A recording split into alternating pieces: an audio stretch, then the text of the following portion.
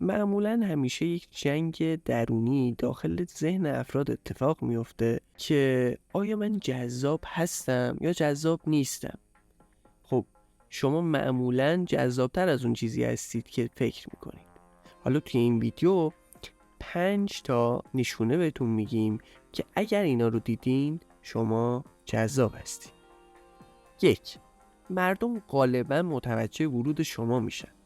اگر به یک مهمونی رفتید و دیدید که دیگران به شما نگاه میکنن، به این معنیه که مردم دست کم متوجه حضور شما میشن و مهم نیست که کسی برای شروع یک گفتگو به سراغ شما بیاد یا نه. 2. معمولا تمایل دارید لبخند بزنید.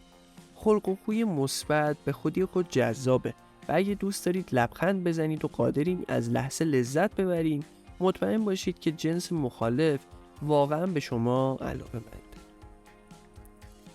3. خودتونید.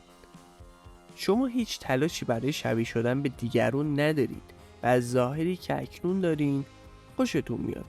متمایز بودن شما توجه زیادی رو به خودش جلب میکنه و به دیگران این امکان رو میده که بدونن شما از زندگی و از خودتون چی میخواید. 4. زود حوصله‌تون سر میره. اگه اتفاقی افتاد که مسیر معمول زندگی شما رو متوقف کرد، مثل یک بیماری، یه سفر کاری یا یه چیز دیگه، احساس میکنید زمان به کندی میگذره.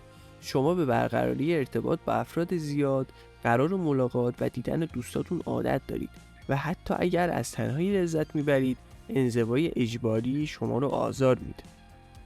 5. مردم برای شما پیام میفرستند یا با شما تماس میگیرند. حتی اگر در یک رابطه هستید یا همسر دارید، ممکنه علیرغم موقعیت خود از افراد توی شبکه‌های اجتماعی پیام دریافت کنید. البته که باید این پیام ها رو نادیده بگیرید.